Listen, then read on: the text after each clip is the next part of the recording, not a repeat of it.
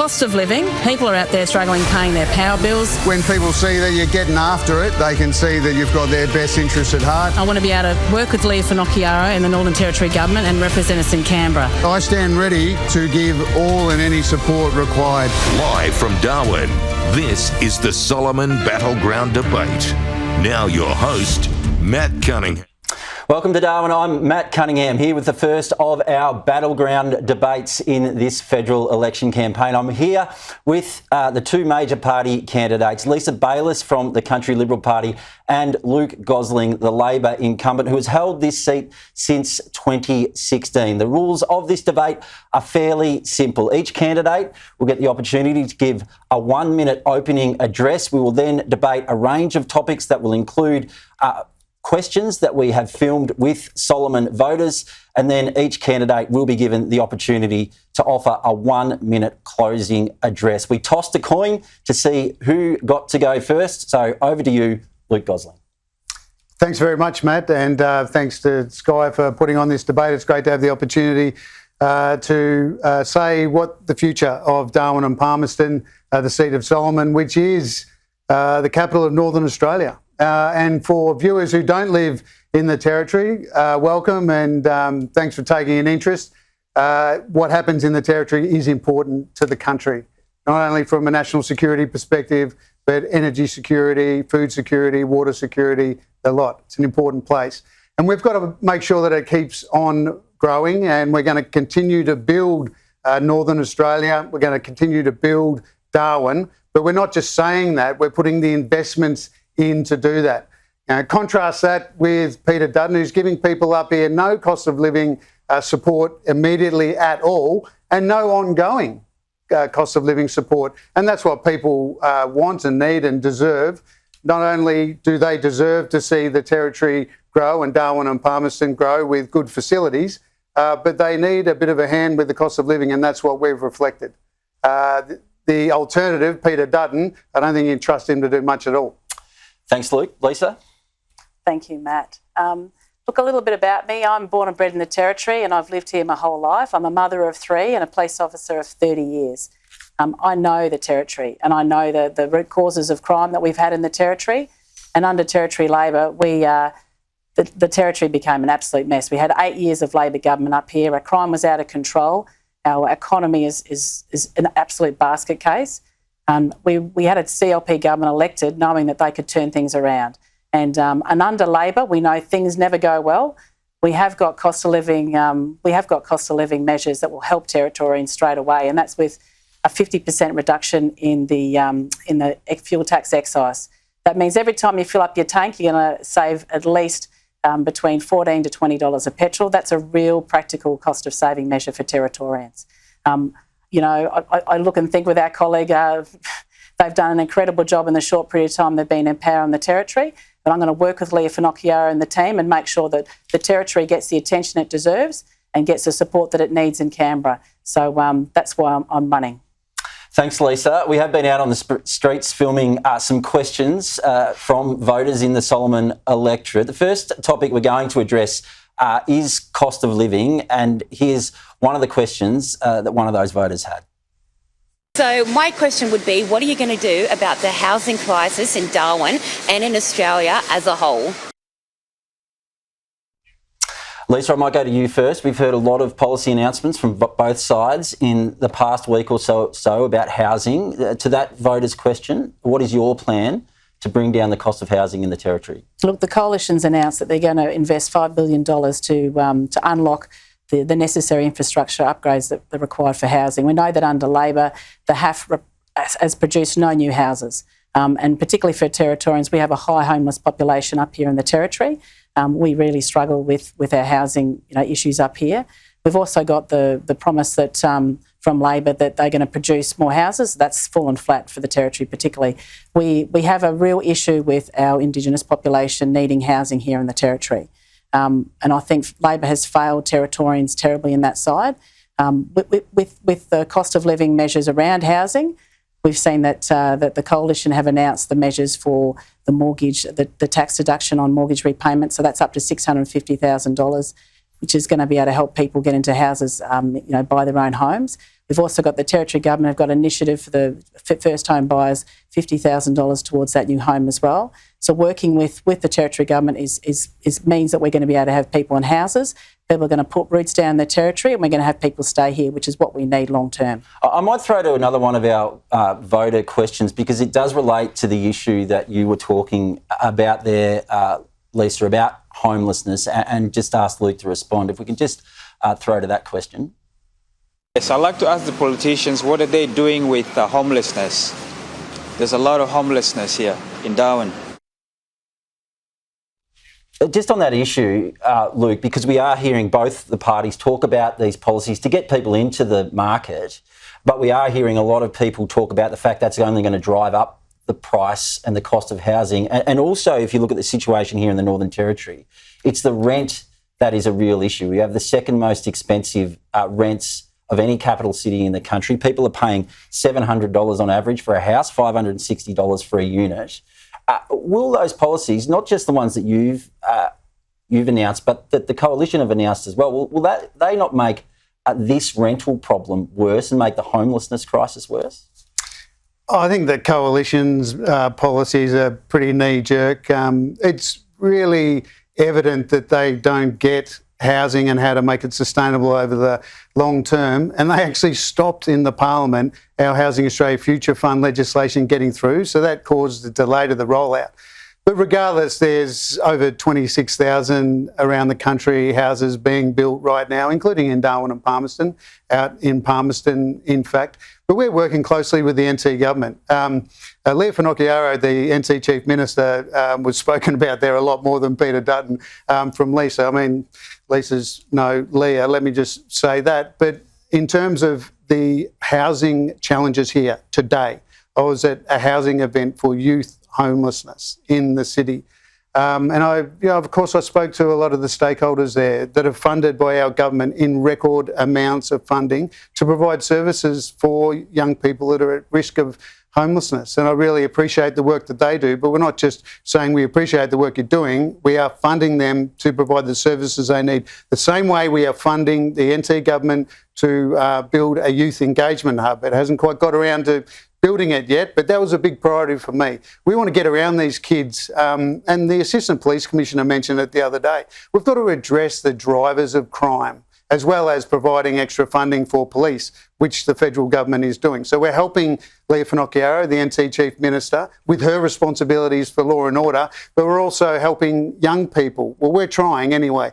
We need the NT government, we need the CLP to get on and build that youth engagement hub. We will address the issue of crime a bit later, but I do want to talk about another cost of living measure, which is health and the issue of bulk billing, because you've made some announcements around this issue. But if you look at the bulk billing rates in Darwin in particular, they've actually been falling. I think that according to the Australian Institute of Health and Welfare, we're looking at a bulk billing rate here in Darwin of only 67%, which has fallen about 10% since April 2022. It is higher in Palmerston. It's about 80% in Palmerston. But I know you've made announcements around this, but why has that bulk billing rate dropped off so much in this electorate over that period?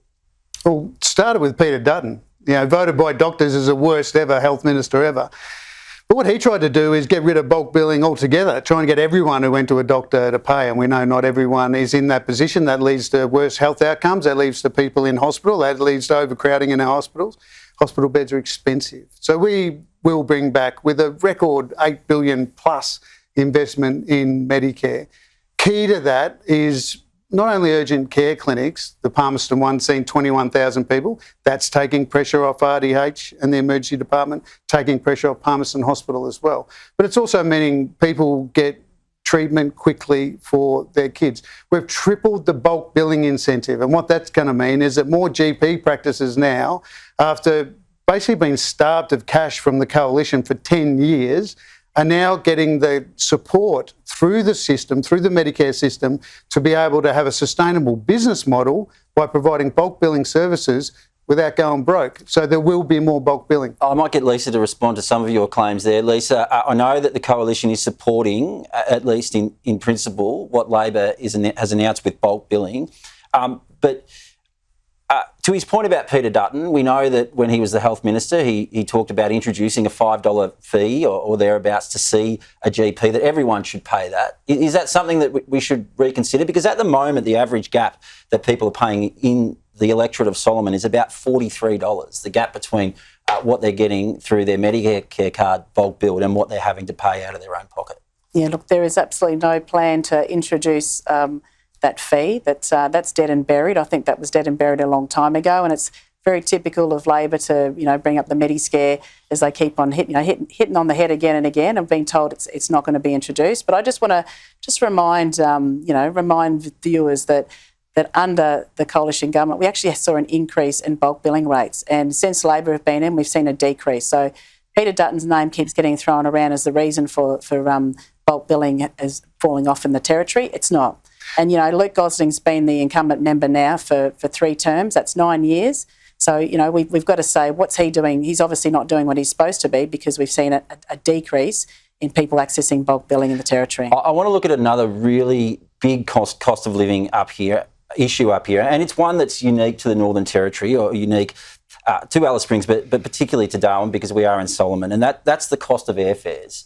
If you have a look at this, I just looked up the other day, if I needed to fly to Melbourne just at short notice and I had to fly on Friday, one way with Jetstar, leaving at 2:15 in the morning, $807 one way on a red-eye flight on a budget airline. Luke, how have we got to a point where these flights are so expensive, and what is the government doing to bring those costs down?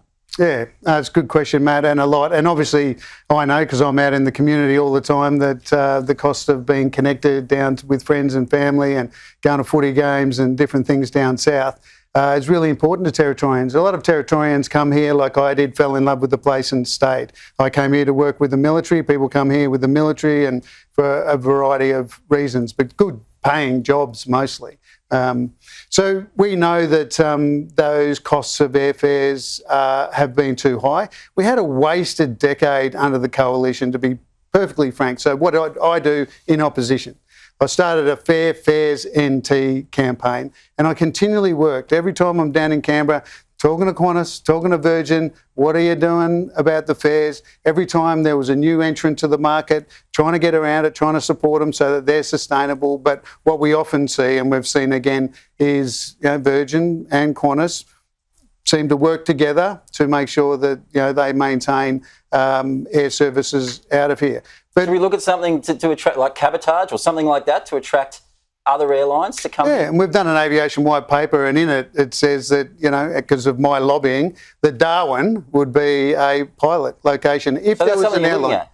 Not only that, but Darwin will be a pilot location for cabotage if there was someone who's interested. If there was a foreign airline that's interested in coming into Darwin, picking up passengers, which puts a bit of pressure on Qantas and Virgin to do the right thing. I've been pushing for it actively over the time. Lisa, I might get you that aviation white paper, if I can quickly say, there's a number of measures in there that we're bringing in. One's an ombudsman to protect the rights of the travelling public, and more funding for ACCC to keep a really close eye on what Qantas and Virgin are doing. Lisa, what would the coalition government do to bring down these flight prices? Look, obviously, we've already had the Northern Territory government come into power, and we've seen a number of new airlines fly into the Territory. Again, under Labor, we had 8 years where there was lots of talk and no action. And I look at the incumbent who's been in power for 9 years. What are the domestic airlines? And he's done nothing. And again, he's saying he's going to do more stuff. And much like he did with Aldi, it's lots of talk and actually no outcome. So I think clearly the coalition and the CLP, we're going to work hard and make sure we have outcomes for Territorians. Thanks, Lisa. I might move on to another topic. We've seen yesterday, and you just saw there on the news, these reports of Russia potentially looking to set up an Air Force base in Indonesia, only 1,300 kilometres from where we sit now. That's closer than Alice Springs. Does this not, Lisa, ram home the need for us to do more to bolster our defence forces, our defence infrastructure and our defence force personnel up here in the top end? Because that is something that fell away under a previous coalition government and has still not been restored to the levels it was previously. Yeah, look, I think that's clearly on everyone's mind around our national security. We had the Chinese circumnavigate Australia in their, with their boats. We didn't know about it until the Virgin airline pilot called it in. So that's really quite concerning about our national security has not been looked after. It's a growing problem, and having Russia, the talk of Russia being in an airline base close to, a base close to Darwin is really quite concerning. And I think as a our national security is probably the most important thing. Darwin is the gateway to Asia, but we're also the closest capital city to all of those Asian countries that we're surrounded. We're closer to Bali. We're 2 hours to Bali than we are to any capital city. So I think to make sure that those relationships are firm with Indonesia, and that we don't want to see that happening. So yeah. Look, we know that the Indonesians, and we've heard from the Defence Minister Richard Marles that they deny these reports. And we've heard from the Indonesians that Peter Dutton is verballing the President of Indonesia. Well, yes, but let's stick to the issue about defence personnel. Absolutely, but let's stick to the issue, because if we have a look at these numbers, these are from NT Treasury data. Number of Defence Force personnel in the Northern Territory. 2010, there were 6,868 Defence Force personnel in the Northern Territory. By 2023, that had dropped off to 5,358. That was under both a Labor government and a coalition government, and we still haven't recovered to those numbers. Surely that number needs to be higher now than it was in 2010. Why isn't it? There's so much to unpack here, right? So the reason the Prime Minister made me the Special Envoy for Defence, Veterans and Northern Australia is because I am his man in the North.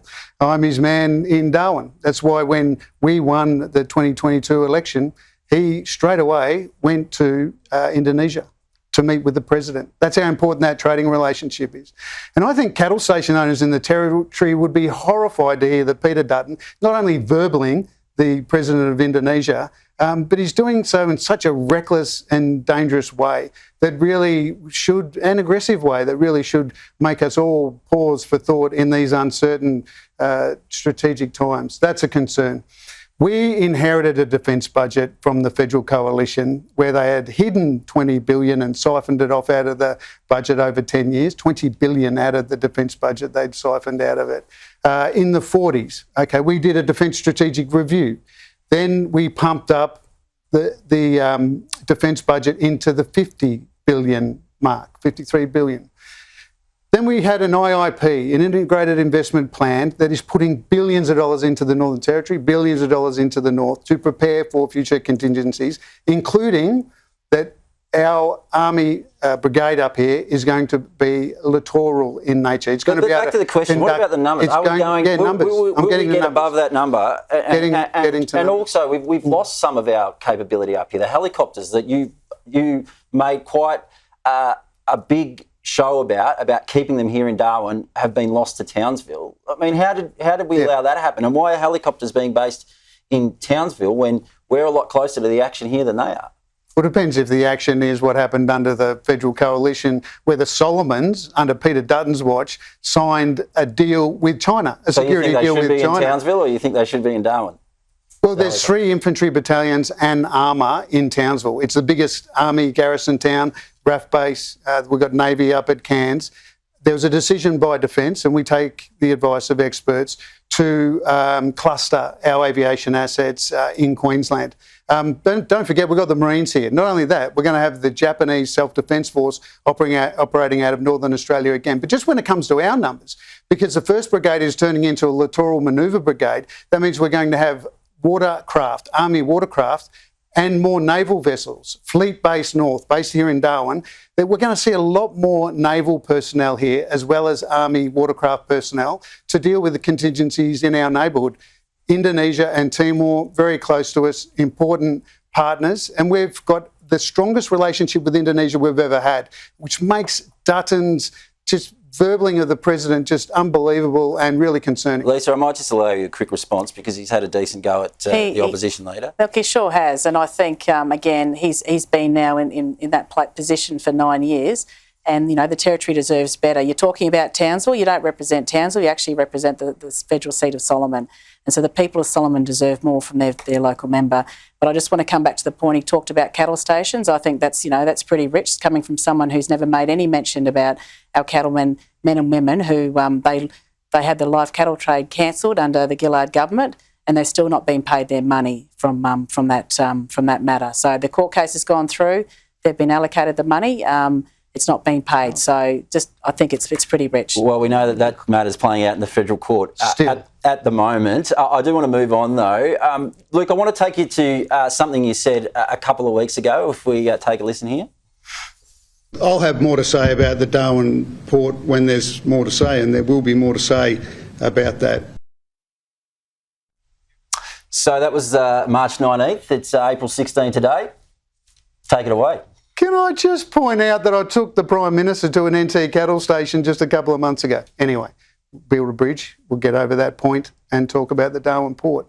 And I want to recognise the work that you've done, Matt, in just explaining to people why did the CLP, the party that Lisa represents, collude with the federal coalition government to sell our strategic northern port to a Chinese company for, wait for it, 99 years. Very, very well. Why? Very well. That issue has been well aired, and I will ask. I don't know whether you're. But what I want to ask you is, what is your plan for the port? The plan that you talked about there. You said there would be more to say. Yeah. We saw the Prime Minister rush onto radio and make some kind of announcement that didn't appear to be very heavy on the detail. What are you doing about returning the port to Australian hands? Will you compulsorily acquire it, as the opposition leader announced he would do when he came to Darwin a couple of weeks ago? Yeah, look, I'm very happy to talk about that because investment is key. We've got so much in our economy coming online, from minerals production, bulk goods that need to go through the port. And what the Prime Minister did when he was Infrastructure Minister is actually invest in our port.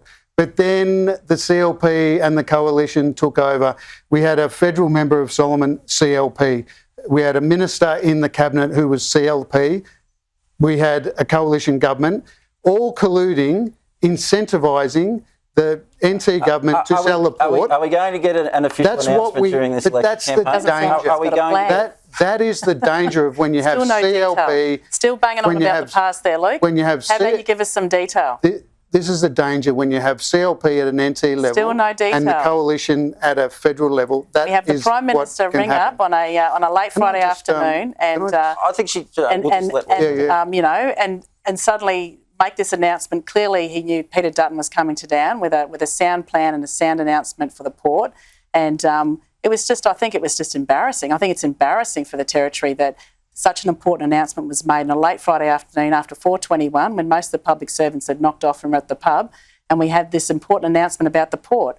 I think it's clearly there is no plan and still no detail, because you're still talking in the past. You're not actually talking about the future. Well, let me talk. Well, okay, so there we go. What's the announcement? So is it going to be an announcement? What is your announcement? Did you miss when the Prime Minister was here? I heard what the Prime Minister said on radio, but the Darwin port, that was leased by the CLP with assistance from the coalition government, 99 years, Still haven't said will details. be brought back into Australian hands.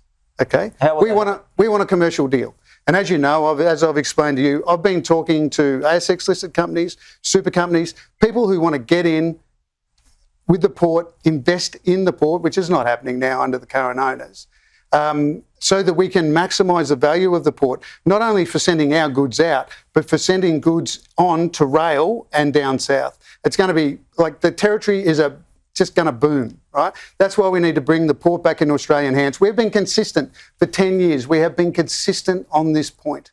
Now, what we are going to do is allow that commercial process, and I've been connecting interested buyers with the Landbridge board. I've been down to the port, I've met with the MD, who's an ex-naval officer. Look, they're doing a reasonable job of running the port. We need it back in Australian hands. That'll happen under us. But anyone who knows anything about business at all would not put a 6-month time limit on the negotiations before they stepped in as the federal government. But you know why? Because you just give the whole game away. Okay, I understand your point. I'm going to ask Lisa about that, because we did see the the opposition leader come here and make that announcement with that 6-month time frame. To Luke's point, is that a bad idea commercially to do that? And two, is it not a bit rich for the Country Liberal Party, the party that leased the port in 1999, for 99 years in 2015, the party, the coalition in power federally at the time, is it not a bit rich for that same party to be coming here 10 years later and saying we're going to be the white knight that's going to ride in and bring this port back into Australia? Well, look, firstly, I want to say that it's a very different CLP government than what was 2015 and 2025. It's been a big change of people in the CLP. And we've made a commitment that we want to see. It was a mistake, though. It was a mistake to lease it in 2015. It's something that clearly we look back now and we think, in hindsight, it should have been done differently. But that's the past, and now we are focused on the future, and we're focused on on growing the territory and making sure that not only is that it comes back to the to Australian hands, but the port is part of our strategic national importance as well to Australia.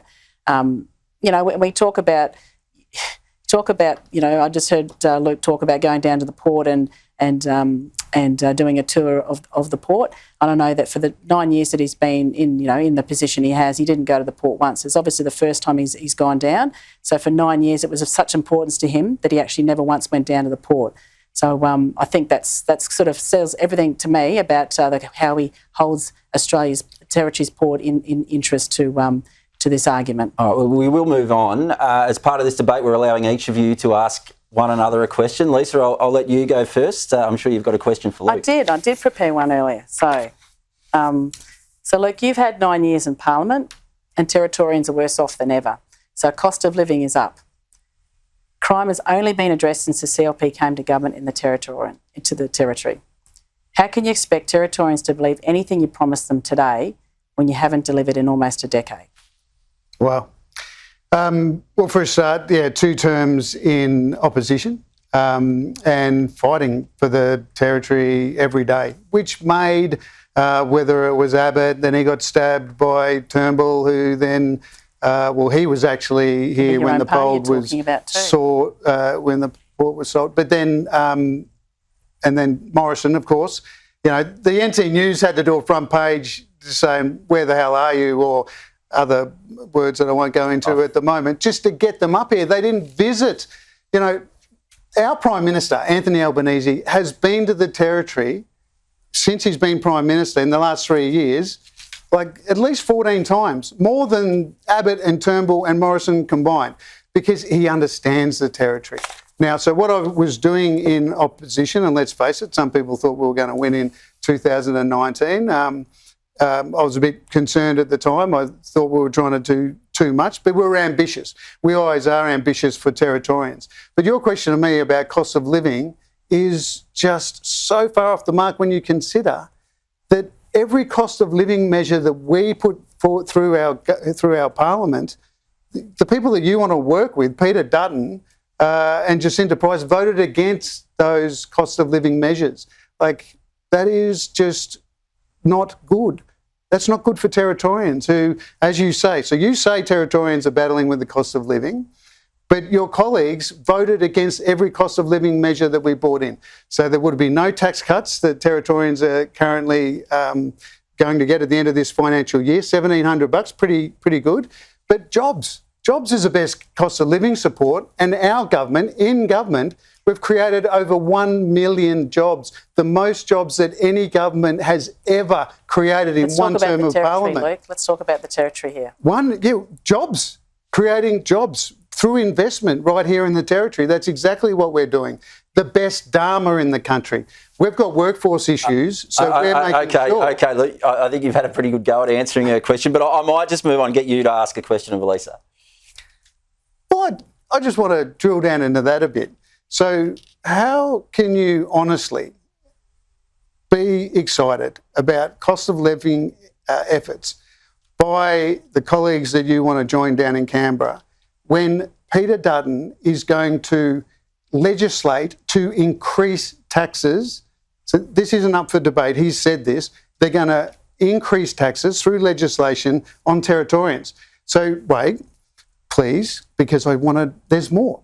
Energy bill relief. This is not a question. 450. This is grandstanding. Yeah, This is yeah, grandstanding. no, energy bill Ask your relief. question, It would be Luke. good Energy to get to- bill. get to Okay, the- all right. It's not true. What's the Tax question? cuts for Territorians. What's the question? Sorry, I didn't mean to interrupt you. Tax cuts for Territorians, energy bill relief, cheaper medicines, cheaper childcare, all of these things your mob voted against. So why should anyone trust Dutton when he ripped $50 billion out of the health system? Why would anyone trust him? Lisa? So look, I mean, again, you just like to make things up and you like to sort of that's talk all about on the Dutton. record. You're not talking about the Territory. You have no plan for the Territory. Territorians. The biggest issue the Territory has right now is people don't want to come to the Territory because of our crime issue, and that's the support that the Territory needs. And I remind Territorians that we've had the 𝘎𝙧𝙩𝙡𝙦 government say that they had a 7-point plan to address crime, and they went to the federal government, they went to Albanese, and they said, hey, we've got these 7 points we want to see addressed.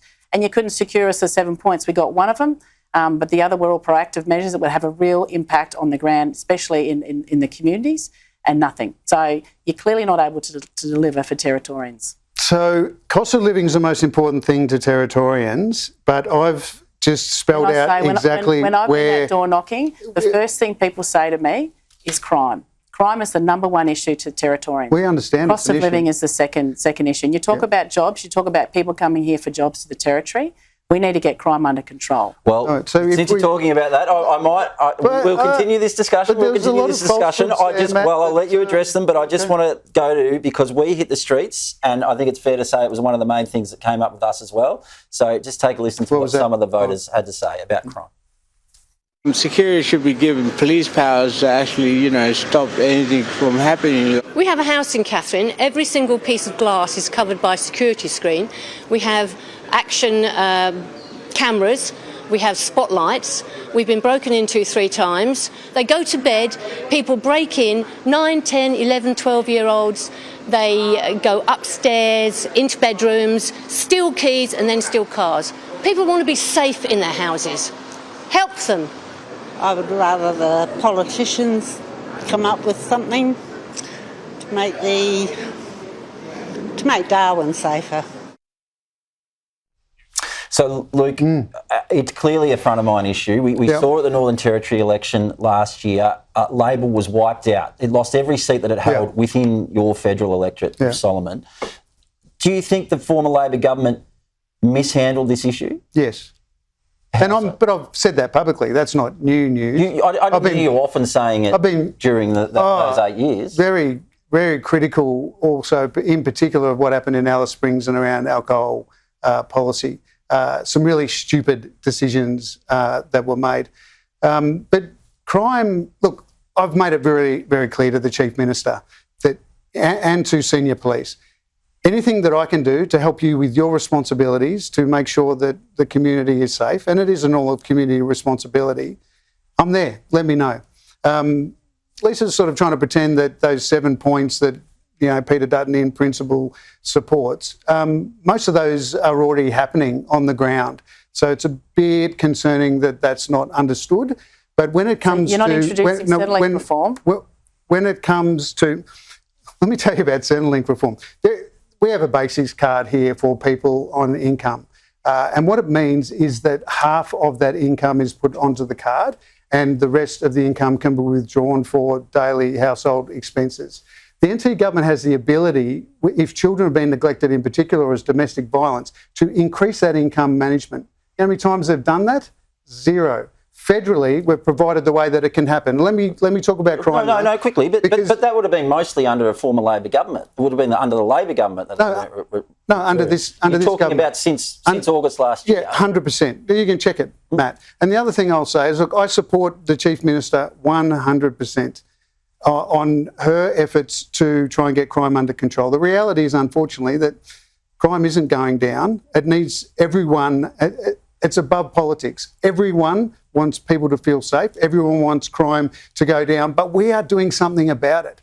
I mean, Lisa, the Prime Minister held hands. On that point, Lisa, but 200 million in extra money for policing. Don't pretend it didn't happen. Since August last year, when the CLP came into power here in the Northern Territory, and you're running a campaign, you're standing with 𝘎𝙧𝙩𝙡𝙦𝙦 in all of your core flutes, all your advertising. You're clearly sort of hitching yourself to her wagon, and the approach that she's taking to addressing crime. She's changed the bail laws. She's lowered again the age of criminal responsibility, but we are still seeing high rates of crime and high rates of really violent crime. An Uber delivery driver smashed with a rock in Karama yesterday. We saw a Danish tourist, I know Alice Springs is not in the electorate, but knocked unconscious at 4 o'clock in the afternoon in Alice Springs only a week or so ago. Are the changes that have been made, are they actually having any impact? Yeah, look, I have spoken to some business in the city that said that since the changes have happened, particularly around bail law, and there's been an increased presence of police for antisocial behaviour. I think we've got more people in jail than we've ever had before, but that actually has made a difference because most of these offenders, they're recidivist offenders. It's the same people doing the same crime again and again. But once they've done their time, or once they've been, their time in jail is up, they get released, and then we see them back on the streets again. And with youth crime, unfortunately, we're seeing that that has happened, and it's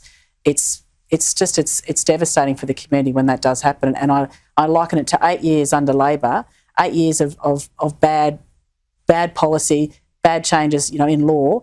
It's like a great big freight ship that has to be turned around. It takes a long time, and I know that each time they find out things that they need to change again, it's got to go back to legislation to be changed again. So that's for the Territory Government to work out, and it's going to take a little bit of time, and I know that doesn't help the community.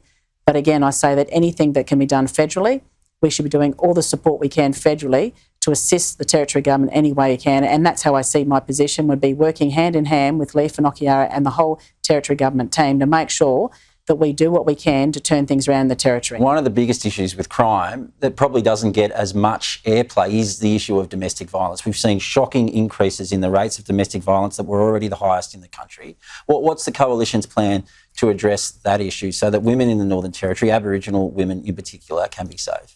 Well, look, and I have spoken to 𝘎𝙧𝙧𝙧 about that, the requirement for what federal assistance they need for that, if it's programs, if it's funding for programs. And again, we look at the root causes of crime in the Territory, and most of it comes down to, alcohol and substance abuse. Those are the things that need to be addressed. And so anything we can do to limit that and work on that, that has a real impact on crime. And I know that during the COVID time, when we had lockdowns and alcohol literally stopped in most of those communities, we saw a massive decrease in domestic violence. As soon as it opened up again, it was I think the emergency departments, I don't like to talk outside my electorate, but the emergency department in Alice Springs in particular, they were overwhelmed.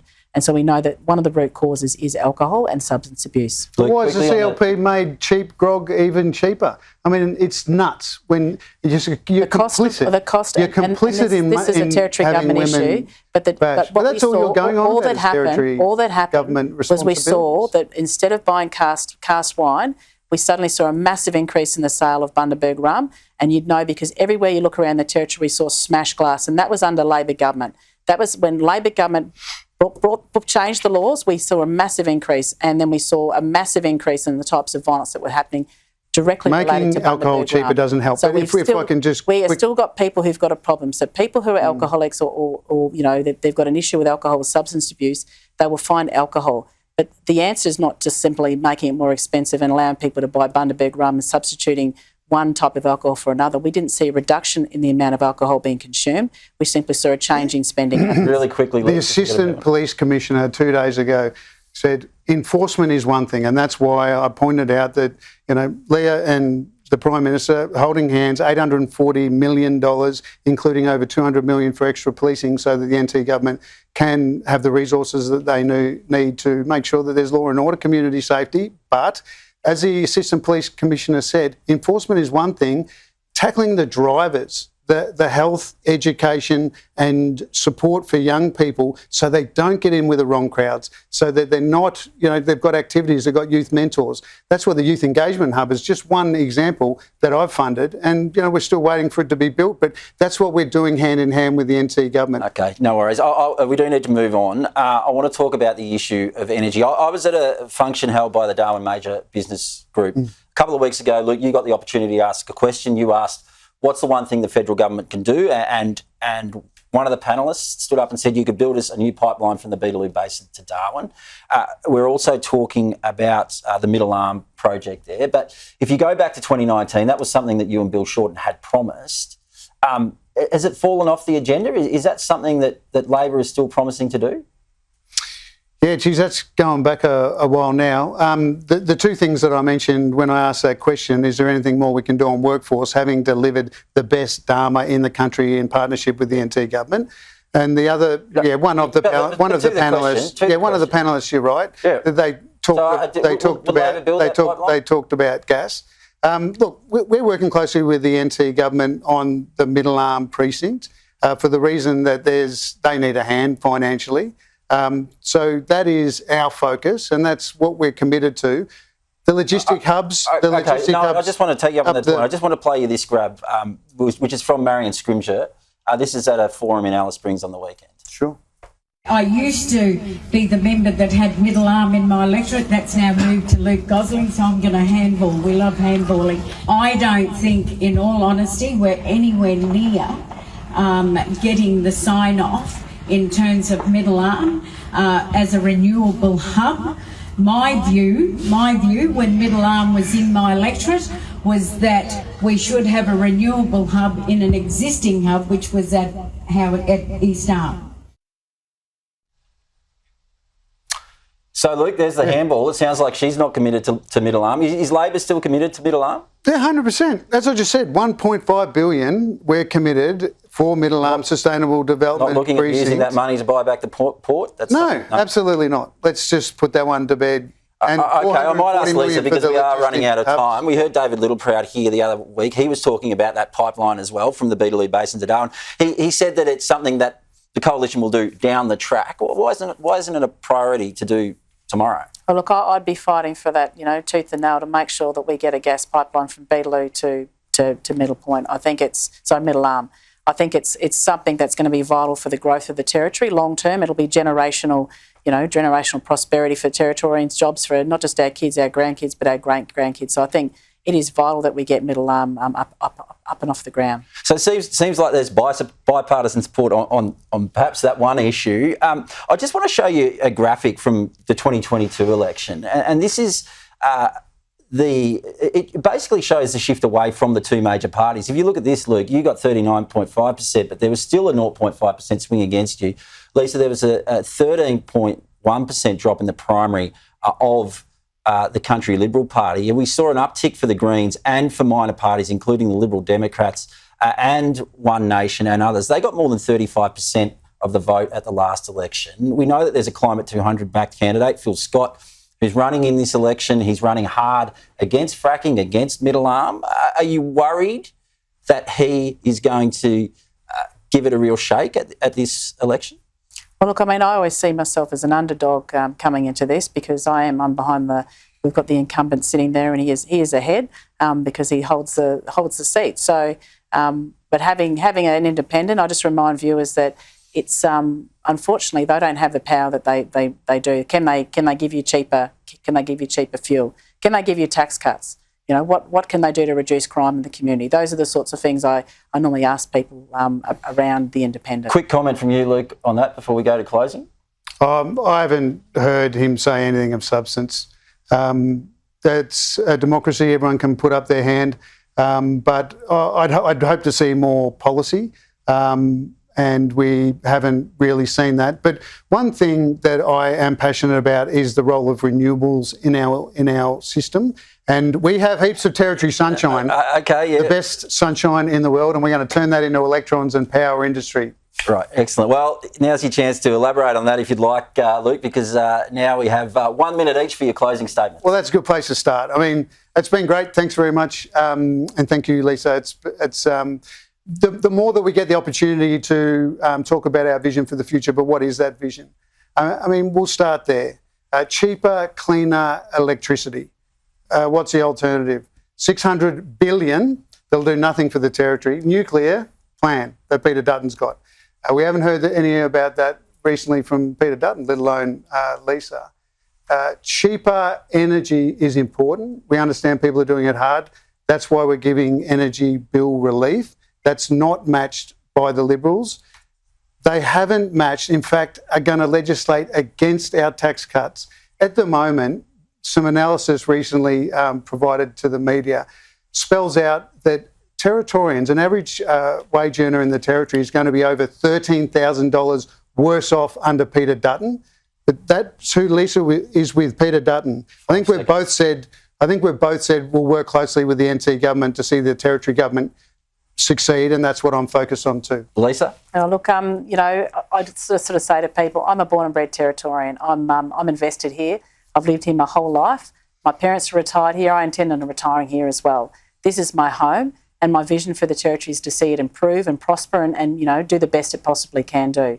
In relation to, you know, our natural gas, it is an asset. It's for the Territory's, our power. That's our 83% of our power is run on natural gas, and it's vital that not only do we unlock that for the Territory for our future development, but also for the rest of the country, for all of Australia. So that natural gas can be used, you know, to power Australia for a long time coming.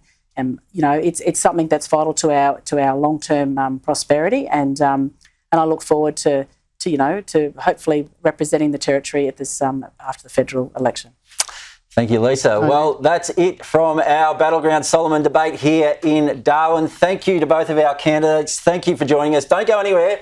Tom Connell is next with a full wrap of today's campaign action on Politics Now.